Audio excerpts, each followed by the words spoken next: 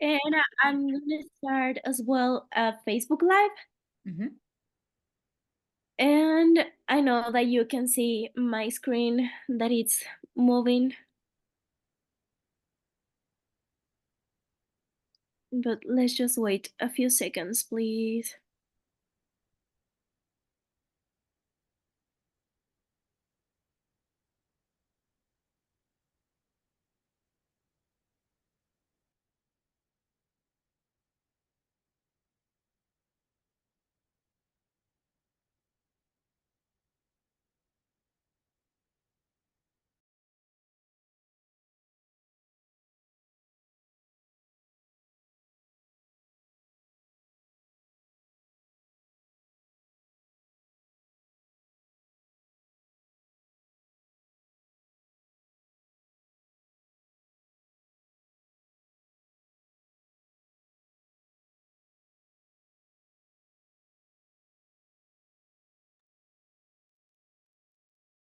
Okay, so we are ready now.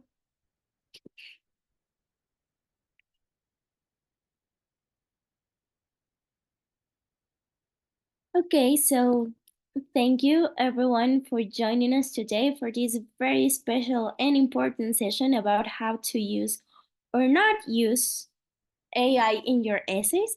Today, Dr. Elizabeth Wood, Director and a Master of Science in Global Health, will be joining us today and supporting us to give this presentation. And I am Mariano Campo, the Education USA Advisor for Puebla.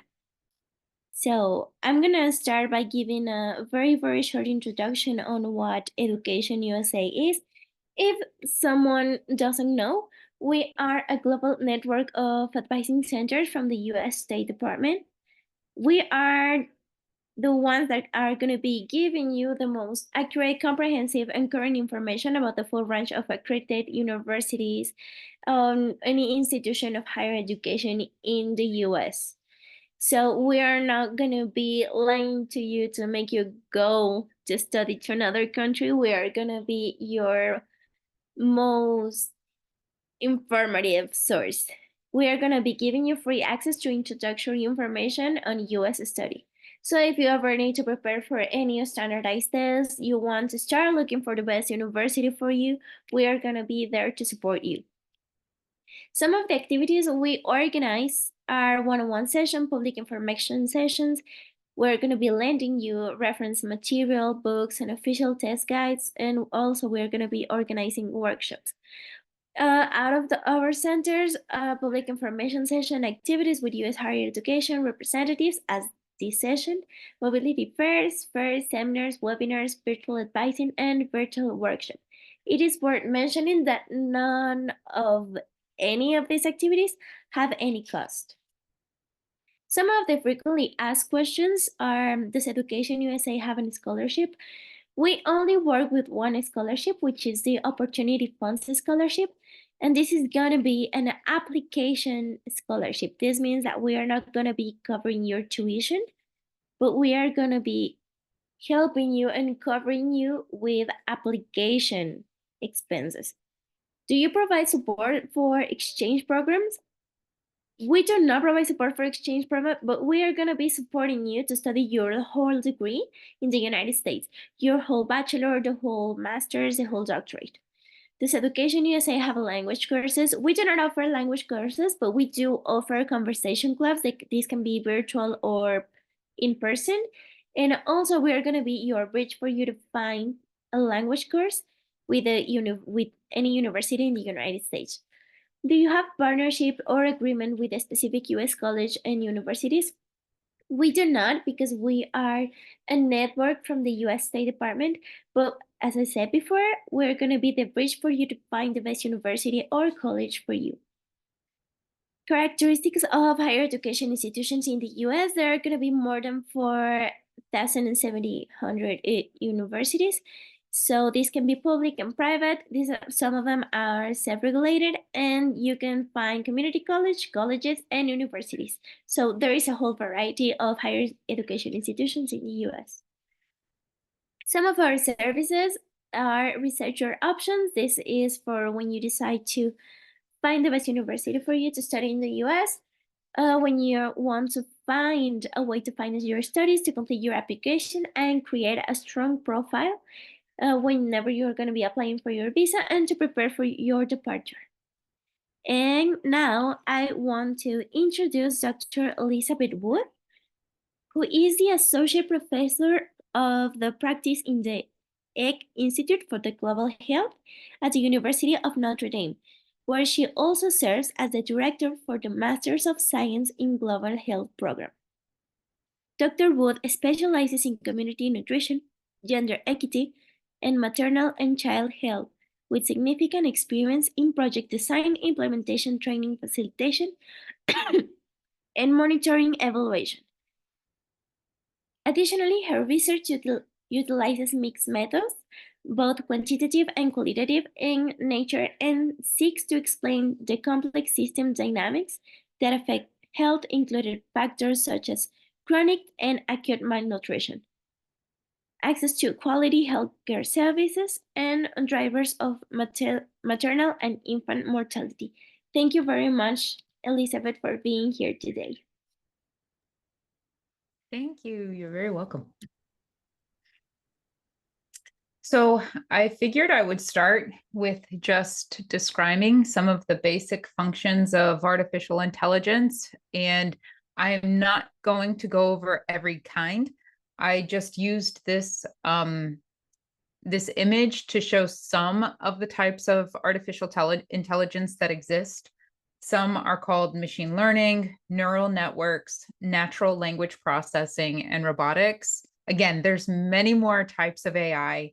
I would say in academia and research, we use machine learning quite a bit, which is using sampling or using sample data to train computer programs to recognize patterns. It's just a quicker way to do math. But what I really want to focus on today is the natural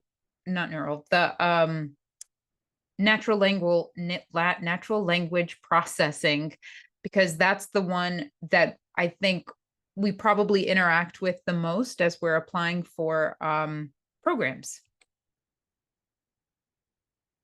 Do I have the little clicker? There we go. No, sorry. I have it because I am sharing my screen. Oh, okay. But do you want to share? As long as you don't mind. Let me just stop sharing. It's okay. I can stop sharing and you can go on. Okay. Okay, let me make you a host. It's perfect. You're good to go now. Thank you.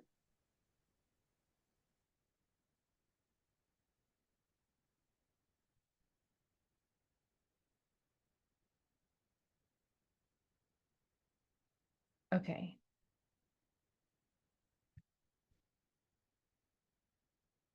So what type of AI is ChatGPT? That's probably one of the most popular tools in AI that's used right now among students in academia or university settings, college settings, even high school and under that. So natural language processing, or NLP, which is what I was just saying is a form of AI, artificial intelligence, is a field of AI that focuses on the interaction between computers and humans through natural language. So it learns through human language.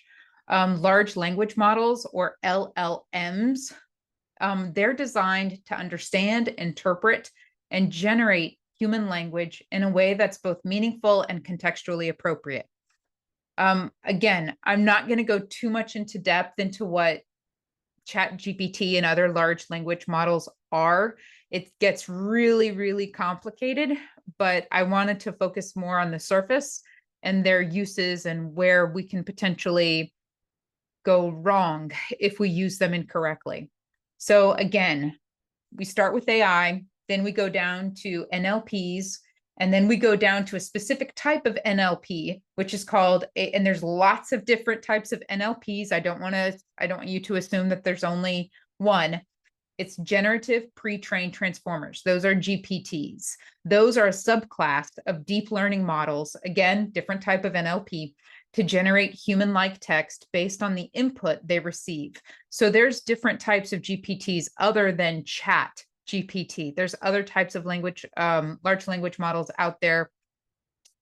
There's different ones created all the time. I think Bing has one now. I think Microsoft has one. Everybody keeps creating more large language models. So finally, from there, we get Chat GPT, which is probably among the most popular.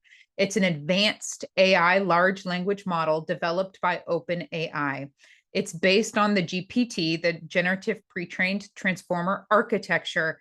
And there's various types of, or there's different variants of Chat GPT. There's 3.5, there's 4, and now there's 4 like open, or it's 4 something else. So there's different types of Chat GPT, and each one of them has different services that it offers. There's the subscription based where you have to pay money to use it. That's like the top tier version. And the freer versions can get you into a little bit more trouble. And I'll get into that later. But, obviously people want to make money. OpenAI wants to make money. So they're going to make their best product subscription based. So again, what is ChatGPT? It's an advanced large language model designed to understand and generate human-like text based on input it receives. And it learns quickly. It learns, I want to say, so we are in June. In 2023, November, December, ChatGPT, the 3.5 version, only learned, I think, up to like the 1970s or 1980s. So in 6 or 7 months, ChatGPT has been able to close that gap of 50 some years and learn. It learns rapidly. So again, it learns from both the internet. So it pulls from the internet, it pulls from different inputs that are in ChatGPT, but it also learns from you, human generated feedback. And I'll talk about that more, because you notice there's if you've ever used ChatGPT, there's a little thumbs up or a thumbs down, and you can say that's how it's learning from you. So if you give it a thumbs down, it'll prompt you to say why. Was it not accurate? Was it inappropriate? And so you can help teach ChatGPT how to better answer the question or address the prompt that you may have had. So whether you realize it or not, you're actually contributing to AI learning. So some considerations that I want to point out with any AI tool is that there's going to be bias, just like humans. Humans have, we all have our own bias as well. These models can sometimes produce biased or inappropriate responses based on the data that they were trained on. Something else specific to ChatGPT is ChatGPT allows you to do 2 things. You can keep the same window open, keep the same chat window open, and say you're writing an essay, and you can keep telling it to fix the essay, and all within the same window. And you can either give it a thumbs up, thumbs down as it's learning. You can also give it a prompt, hit, enter, it creates its response. And then you can also hit a new chat window. So you can start over each time, or you can have it learn again and again and again. And you'll get different outcomes, because when you keep it open in the same chat, I know I'm getting into the nitty gritty, but a lot of this matters, especially when you're talking about bias. So if someone is inherently,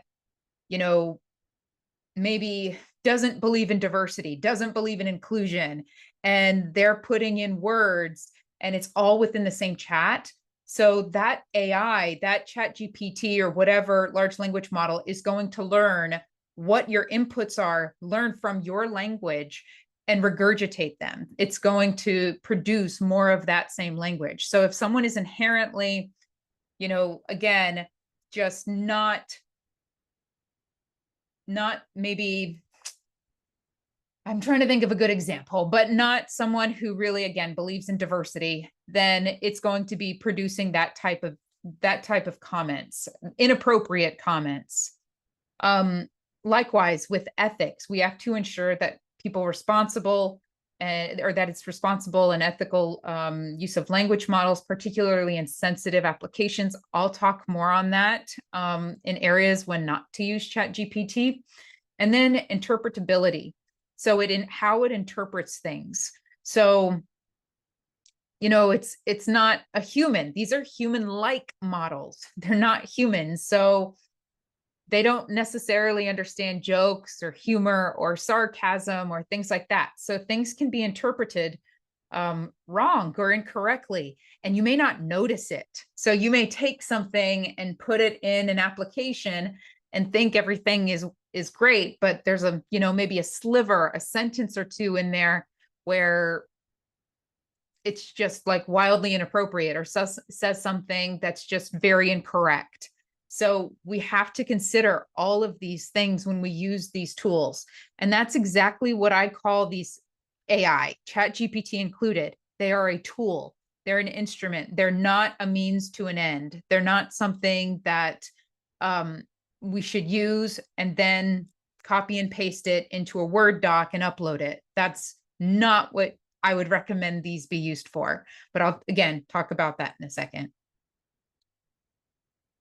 So when can it be useful? When is it a good time to use ChatGPT or just general AI tools?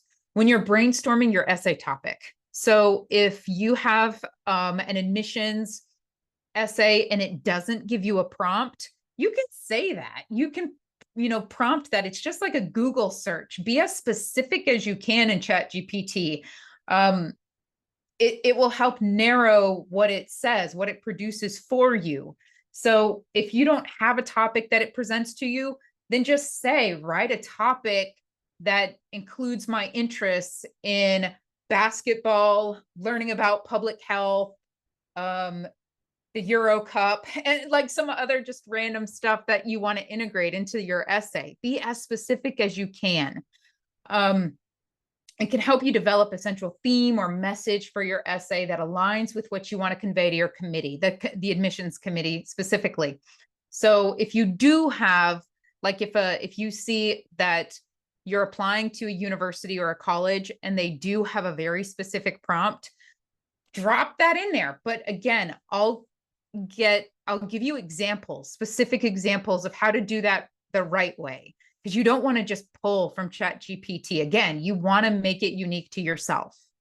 So it can also help with structuring your essay. ChatGPT can assist you in creating an outline, like your introduction, your body paragraphs. It's really useful for people that are not natural writers. It helps because it's another set, so to speak, of eyes that is looking at your writing. It can provide tips on organizing your thoughts logically and ensuring a smooth flow between paragraphs. And I use it a lot for editing and proofreading. I use ChatGPT all the time. And every example I give you today is an example that I've actually used. Like it wasn't me just preparing for this. So ChatGPT can help identify and correct grammatical errors, awkward sentences, and punctuation mistakes. That's, sometimes I will say, again, I want to reinforce that large language models are not perfect. So sometimes it'll recommend something and it's actually incorrect. Like that is the grammatically correct way to write that sentence. So again, always check it. It can suggest synonyms and alternative phrases to enhance your vocabulary and expression. I use it a lot too when I'm trying to get a thought, I'm trying to write something, and I'll just put it into ChatGPT and say rephrase or reword because I just can't get it right. What I'm trying to say is not coming out the way I want. So I use ChatGPT and I'll keep hitting, again, so that I have different options to choose from to then be like, okay, I think that's what I'm trying to say. And then from there, I'll edit even further what ChatGPT has produced. So it creates like a foundation that I can then build upon. And then finally, in terms of writing assistance, it can expand upon ideas or topic areas where you may be struggling. Again, if you have like writer's block, if you're just, again, not able to express what you're trying to say, it can help flesh out ideas or experiences, but really only you can add the authenticity to your paper, to your essay. So here's a few examples that I wanted to show you. So again, you don't like the way something is worded, put it into ChatGPT and just say, I use, like, that's what I put. I said reword. Sometimes I'll say rephrase. And that's what I put in there. I was trying, somebody asked me for a biography, and I just didn't like the way something was phrased that I was trying to provide them. And so I put it into ChatGPT because I needed this quick. I needed this off my table. I needed to move on in my emails and my other, tasks. So I put it into ChatGPT and it threw this out, and I was like, okay, that works. And so I was able to take what I had written, put it in there, and got some more ideas on what it could look like. And I also want to point out, as I said before, this is the area, the thumbs down, that now I guess is how, like, I thought they used to have a thumbs up, but they just keep changing and evolving so quickly. The thumbs down, again, will prompt some different bubbles that say, that it will ask why it was not good. It didn't address the question, or it didn't address the prompt. It was inappropriate. And you can choose whichever one you want. And you can also, that recycle button right next to it, right here, that will generate another version of another version of what you asked it to do. So I want to show you the evolution of something I submitted. So again, this was a biography. I was asked to provide a biography, and I had to, it could only be 250 words.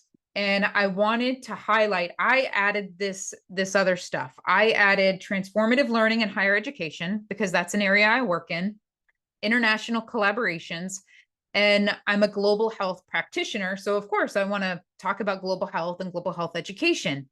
So this is my prompt. And then you can upload things to ChatGPT. So I uploaded my CV. So you can absolutely upload your resume or CV and give it a specific prompt. Again, this is what I told it to do. I chose these based off of my strengths and what I was submitting to. I was submitting to like some talk where I was talking about higher education and all this other stuff. So I wanted to be specific to the conference that I was speaking at. And I wanted to also highlight the specific strengths in my CV around that topic. So this is where I started. This is what ChatGPT gave me. So I know you probably can't read all of that because this talks a lot about me. So I'm going to break it down. First of all, it's not 250 words. Second of all, it really, when you read it, it overuses words like impact and global health issues. So it sounds repetitive. It's not the best phrasing. And then there's a whole paragraph in here about my research. And I understand I have research and that was in my CV, but that's not what I prompted it to talk about. I didn't want to feature that in this bio because it wasn't relevant to the conference. So again, this is where I emphasize, be particular, be very careful with what ChatGPT creates because you have to scrutinize it. You have to make sure that it's actually producing what you asked it to. I thought for sure 250 words, that's simple to follow, but this is closer to like 300 words. So these were some of my edits. This was some of the stuff, like I it's not really professional in some settings to refer to me in the first name. Like, I don't care. But for a conference, I wanted it to say Dr. Wood. Again, I wanted to emphasize, I have lots of awards that I put in my CV that I got through, my work in higher education, but that wasn't featured at all in what ChatGPT produced. So I had a line there that says, and I was recognized through different awards. I got rid of issues and I put challenges, and then I got rid of that whole paragraph about my research. And that was able to cut it down to, I think, 230 something words. But again, this is my final product from this. So use it as a foundation. As I've said, I'm probably going to say that like 5 more times because it's a good place to start, but I highly recommend editing. Edit with, very careful eyes because you just don't know what ChatGPT might put in there. So now that was my CV and that was a bio. But with your personal statements, really, really, I highly encourage you to expand on your experiences. ChatGPT can't tell you what it's like to work in a hospital in Monterey. It's not going to be able to expand on what it's like, to do research in biomedical technology in Mexico City. It can't do that for you. You have to flesh that part out. And again, you can use it as a tool. If you're having trouble fleshing it out, put whatever you want to say. Just, if you ever, I call people soundboards. Sometimes I have friends and I'll just talk out loud and then help me make sense of the words. And so I use ChatGPT as a soundboard, but with typing. So I'll just put in a bunch of stuff and say, now, write this cohesively in a paragraph. And that's usually what I have to prompt it because it always wants bullet points. So I have to specifically say, put it in a paragraph cohesively and make it make sense. That's my prompt. And that's how I'm able to kind of structure some of my written materials. But uploading your resume or CV can be helpful, but only you know how these events or experiences have influenced your decision to apply to a program. And I will also add, as someone who is on an admissions committee, I highly recommend demonstrating that you've done your homework on the program you're applying to. I've had people apply to my program and call it medical school accidentally. I've had them call it a master's of, something else, like a different master's program. I've had them call the university something else, like they mixed up the university name. So please make sure. And I try not to be super critical. I'm not trying to be very critical of little mistakes like that, but it's time. And that's what that tells me is someone didn't take their time going through this essay and making sure they uploaded the correct one. And I know we all make mistakes. I am totally guilty of that too. But the thing is, when we have hundreds and hundreds of applications coming in my program, we admit, close to 15 students and we get around 500 applications. So we have to be not critical, but careful. We have to be careful of who we admit so that we're being equitable. We are being fair to everyone and giving everyone the same opportunity to get into this program. So I imagine that's how it is at other universities. Some of them have bigger cohorts. Some of them have, PhD programs are certainly much smaller than that. So anyways, my point is take your time when you're writing your essay.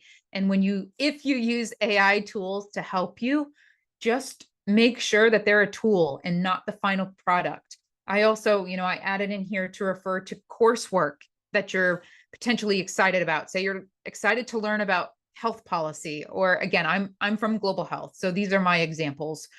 Faculty you may want to work with, like Dr. So-and-so who works in malaria, or anything that shows your decision to apply to a specific program was intentional. Like you wanted to apply to Penn State, or you wanted to apply to Harvard, you wanted to apply to so-and-so university intentionally because of why. ChatGPT can't tell you that. They can give you a generic thing that it will produce, but only you can say, like, when I was a kid, I toured your university, or my parents went there, or, I read about it in this, or this. So again, use it as a tool, but not a final product. So I'm going to shift now into what AI cannot do. So ChatGPT and other large language models cannot write your essay for you. I think I've said that a million times. It's very obvious when it's written by AI because again, in case you noticed with my biography, it overuses certain words. And for grading, for example, when I grade and I'm grading 20 essays and everybody keeps using the same words to describe something, I don't think that's cheating or plagiarism. It tells me somebody's using ChatGPT or another large language model. And then there's a lack of voice or authenticity, especially with like reflective type of essays where you're supposed to reflect on your own lived experiences. It's similar. This is my comparison. This is how I use it. Or this is how I tell people I think I know when they use ChatGPT, because there is no way to know for sure. No matter how many times people tell you they know, they can't know with certainty, including myself. But I say it's similar to when students use a thesaurus to change words to sound more intelligent, but ultimately the new word is misused. So sometimes you use you'll use thesaurus.com or something, and you'll pick a nice word, but then that word is actually not appropriate for that sentence and it doesn't make sense. So that's kind of when I know people are using thesaurus, is they're trying to use a fancy word instead of the correct word. In some cases, without very specific prompting, ChatGPT especially can provide incorrect information, even with your CV or resume. So I'm going to give you some examples of what I mean by that. So should you come across an essay that requires citations or references, or just say that you feel you want to include them, maybe there's something that you want to include that requires a reference, do not use ChatGPT for that. And I will, like, I do want to say that varies by the version, because I know different versions have different settings, but I was just curious to see in ChatGPT if it could write, a background section on, I think it was anemia. I think this one had to do with anemia or antenatal care or something like that, something in maternal and child health. And I said, use peer-reviewed evidence-based research, provide the citations and the corresponding references within your response. That was my prompt. And then it created this long essay about, again, it was either antenatal care or anemia, and it cited everything and it had all of these references. And I was like, I work in maternal and child health, and none of these articles look familiar to me. None of these authors look familiar to me. So I took them and I added them to Google Scholar. They're not real. And so that's why I asked, are these references real? And this was the response. No, they're not. So you have to be careful. You have to be careful, because sometimes it will produce things that are, and it won't tell you. If I hadn't asked, it wouldn't have told me that it was real, or that it wasn't real, that it wasn't real. So you have to be kind of careful and cautious when it comes to certain things with AI. So as I previously stated, large language models can also use content from references, websites, or uploaded materials incorrectly. So what I mean by that is, say there's an essay out there, again, about anemia.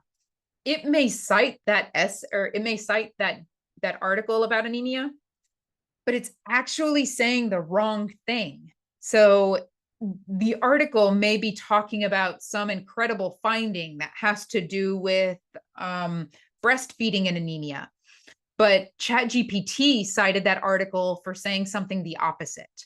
So you have to be careful too, because sometimes even when it does use the right references, because again, it depends on the variation or the variant which ChatGPT you're using.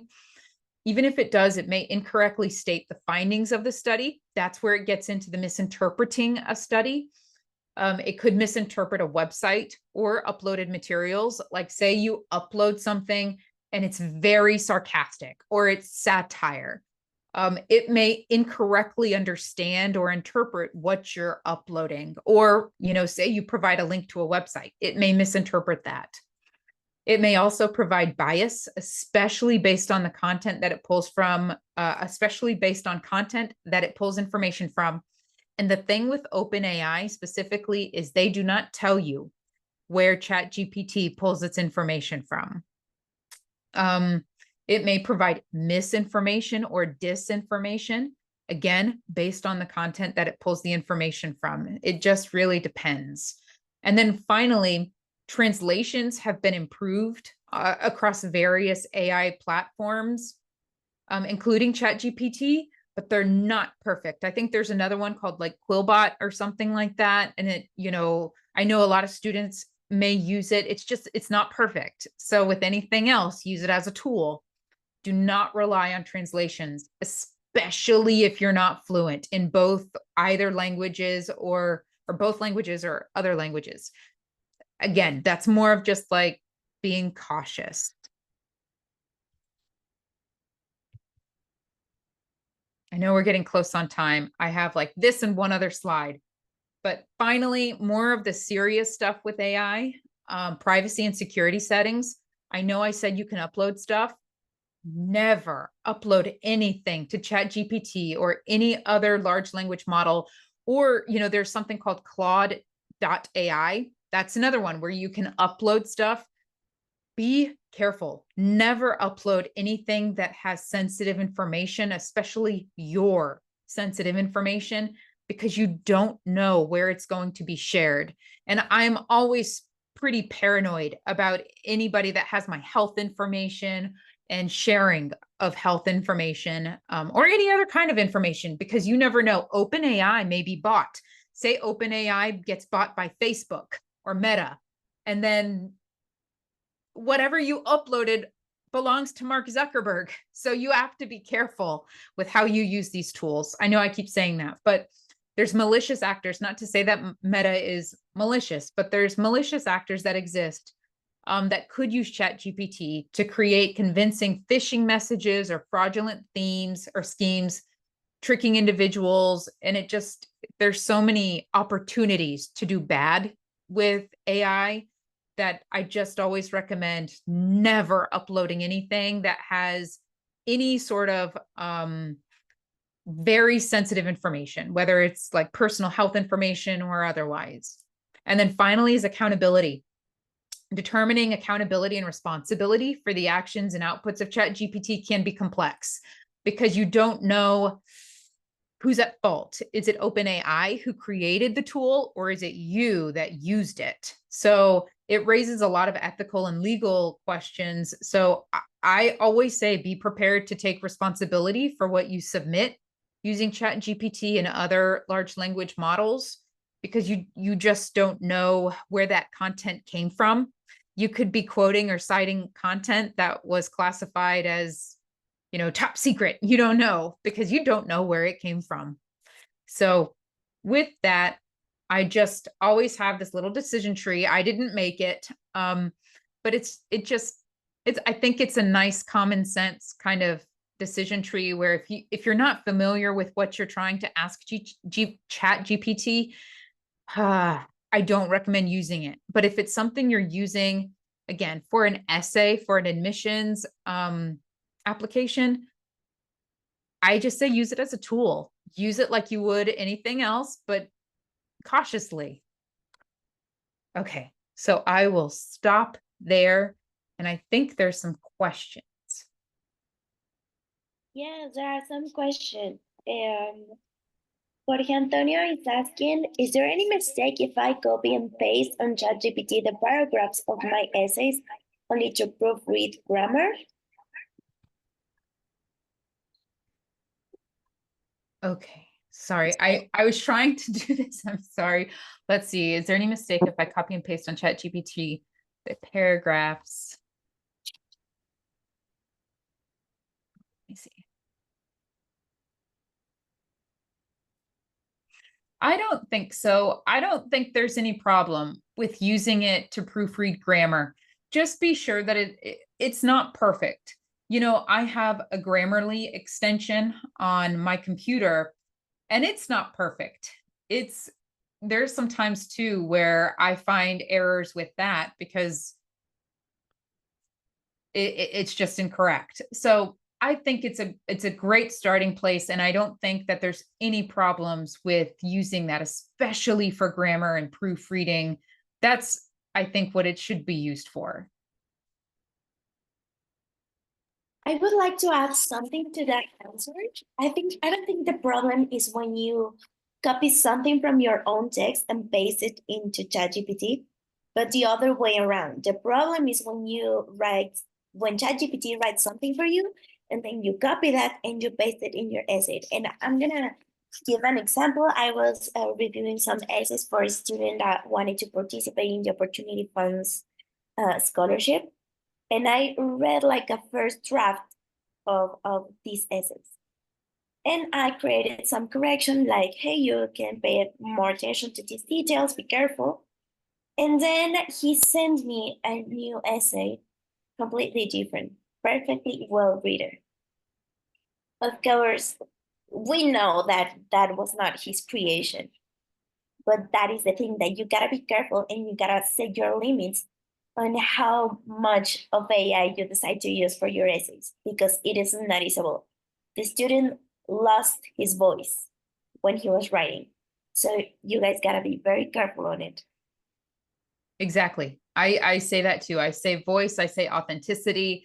That's what sets you apart when you're reviewing, because we review every part of an application. So we don't just look at those transcripts, we read the essays. And it's very important to me, as I read through it, why is this student applying to this program? Why are they applying to this university? Why are they applying to this field? What's drawing them to it? And you really can't capture that with ChatGPT. I know ChatGPT does do reflections now. They used to not do it, but I know the newest one does, the newest iteration.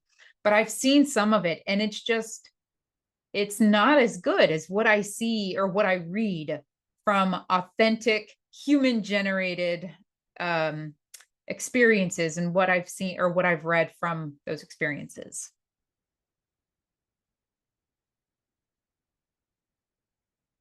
Absolutely, because when you read a ChatGPT or AI essay created, sometimes the sense of the purpose of the essay get lost in the way. But yeah, Yeah. you're totally right. Another question?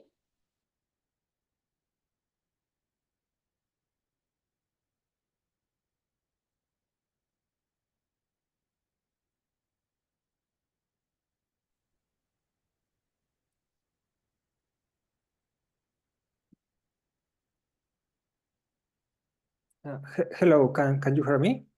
Mhm. Okay, I have a question. I asked about the grammar use of ChatGPT. And my question is, for example, when I submit my application, they can review if I used the AI tool. My question is that if, for example, I understand that I can use for grammar proofreading, but my question is, in this way, I could be consider that I was only copy the text, or it is possible. It is a useful way to do this proofreading. Oh, that's a really good question. What I recommend is based on the application, do what it says. So if it says, um, so sometimes what I've seen, even as when I start submitting manuscripts, I have to check a box to say that this did not use any sort of generative AI. And it's interesting because I've seen different versions of that in different places. I've seen some submissions will say, oh, bless you. Some submissions will say, Yeah. um, did you use generative AI to create content? I didn't in that case. But if you're just using generative AI and or just AI or large language models or whatever it may say, you have to be careful, because when you think of ethics and when you kind of like, no, I didn't use it to create content, but I used it to check my content, much like Grammarly or much like, these other things. So to me, if it's for tools like that, if it's for tools like grammar and like syntax and flow, things like that, I would say still check the box, because Grammarly is AI. The Word, Microsoft Word, if you're using it, it has AI integrated into it. Like there's different things that you can use. There's lots of different, like, what are they called? Oh, I'm forgetting what it's called, but there's different things that you can upload, different tools, and almost everything is AI now. So to simply check a box that says, no, I certify that I did not use AI, I think is unfair, because I mean, AI is everywhere now. So I would say, like, read it, because make sure that, if it says content versus other stuff, just be cognizant. And if you ever don't feel comfortable, checking yes or no with those boxes, or if you feel like, it's compromising your integrity, always reach out. Just reach out to somebody at the program. If somebody ever emailed me and had that question, I would totally say, like, no, that's completely fine. But you may get a response where someone says, no, we have a very strict rule about no AI, even though they probably don't realize they use it in their emails. So it is what it is right now. I think sometimes especially in academia at universities, we're very, very strict on plagiarism. And so we're seeing a lot of these new policies roll out, and a lot of them don't make a lot of sense because of what you're using it for. It's not malicious. You're not plagiarizing. You're not stealing content. You're using it as a tool. And so if you're ever in doubt, reach out to the program and explain what you're using it for and how you don't want to compromise your integrity or character, because you don't want to check a box and feel like, well, I feel like I'm lying because I did use it for grammar. But that's a really good question. We talk about that a lot right now. Thank you very much. And now that you are talking about the academic parameters and when using AI, I would like to ask, what are Notre Dame's policies regarding the use of AI in academic assignments or in essays? It's evolved since, so ChatGPT, I think, rolled out in December of 2022, if I'm correct, because I remember I came back after the winter break and everybody was talking about ChatGPT. And so first there was this sweeping policy that just kind of talked about it. And then last summer, a lot of people on campus got together and they put it into the student honor code about you're not allowed to use it without permission. There's a lot of different parameters, but essentially it put a lot of ownership on instructors like myself, because I let my students use ChatGPT that's why I'm doing this, is because I think it can be a tool. It's not going away. So it's, as I was saying, it's integrated in everything, whether like not ChatGPT, but large language models, AI, it's integrated, whether we realize it or not. So extensions, that was the word I was trying to think of earlier. Like Google extensions has so many different things that are AI, but we just haven't realized it, and they're rapidly evolving. So anyway, all of that to say, there is a policy. It's under the student code of conduct. If you get caught, or it's not caught, if you get suspected of using ChatGPT to create content for something that was not permitted to use ChatGPT for, then it goes to a committee. It's highly, like, we don't recommend that instructors, professors like myself, make a decision and say, I think you use ChatGPT, I'm giving you a 0. Can't do that, because as I said, you cannot with certainty say that someone did or did not use it.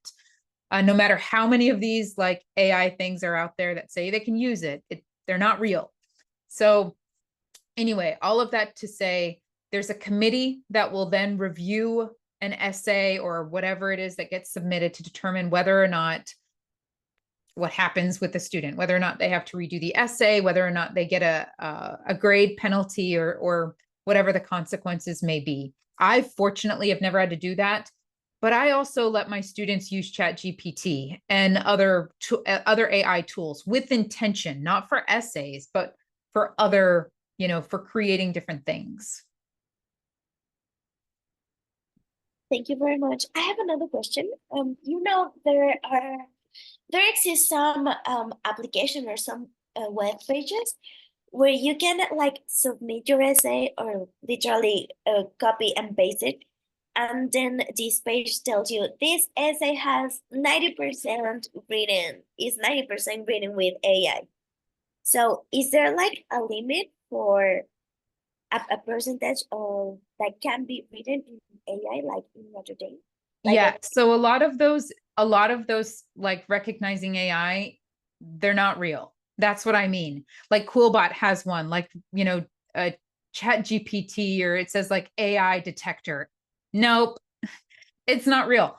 I think what it's doing is actually, when you copy and paste, maybe tracing where you got it from. So if you, like, instead of copying and pasted from Chat GPT, if you just wrote it in a Word doc, copied and pasted from that Word doc, and then put it into one of those tools, I guarantee you it would say something like, maybe it's not Chat GPT, or maybe not AI detected or something. But I remember I uploaded my CV one time, and it was like 90% AI. And it's like, I've been working on my CV for like 15 years. So like, no, it's not. So that's why I don't trust those things. Like, none of them have, it's very different than plagiarism. It's not like Turnitin and other tools that you can use to trace the source of different things. AI doesn't even know when it's using AI. So to say there's AI detectors is kind of silly, I think. That's what we tell our faculty too. Don't trust them. Thank you very much, Elizabeth. I don't know if anyone has any other question. No? Everything was okay? Everything very clear? Okay. Thank you very much. Ekaterina, thank you very much. Everything is clear. So thank you all for joining us today. Thank you to our public here in Zoom, and thank you to our public in the Facebook Live. And thank you very much, Elizabeth, for giving this session with us. And thank you. That was it. Thank you for the invitation.